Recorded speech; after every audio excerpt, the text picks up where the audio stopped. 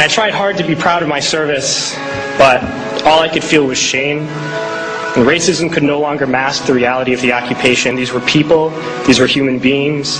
I've since been plagued by guilt anytime I see an elderly man, like the one who couldn't walk, who we rolled onto a stretcher and told the Iraqi police to take him away. I feel guilt anytime I see a mother with her children, like the one who cried hysterically and screamed that we are worse than Saddam as we forced her from her home. I feel guilt anytime I see a young girl, like the one I grabbed by the arm and dragged into the street. We were told we were fighting terrorists. The real terrorist was me, and the real terrorism is this occupation. Racism within the military has long been an important tool to justify the destruction and occupation of another country. It has long been used to justify the killing, subjugation, and torture of another people. Racism is a vital weapon employed by this government. It is a more important weapon than a rifle, a tank, a bomber, or a battleship.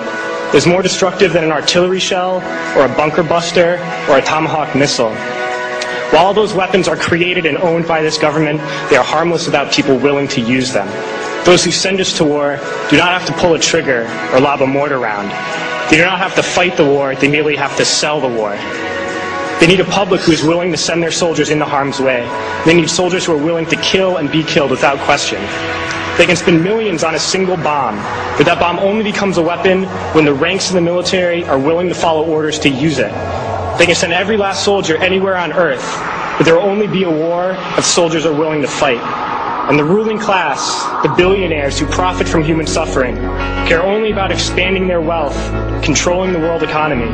Understand that their power lies only in their ability to convince us that war, oppression, and exploitation is in our interest. They understand that their wealth is dependent on their ability to convince the working class to die to control the market of another country. And convincing us to kill and die is based on their ability to make us think that we are somehow superior. Soldiers, sailors, Marines, airmen have nothing to gain from this occupation. The vast majority of people living in the U.S. have nothing to gain from this occupation. In fact, not only do we have nothing to gain, but we suffer more because of it. We lose limbs, endure trauma, and give our lives.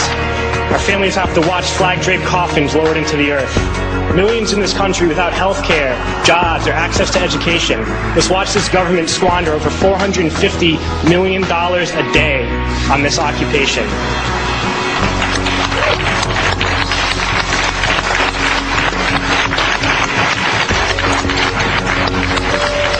Poor and working people in this country are sent to kill poor and working people in another country to make the rich richer. And without racism, soldiers would realize that they have more in common with the Iraqi people than they do with the billionaires who send us to war.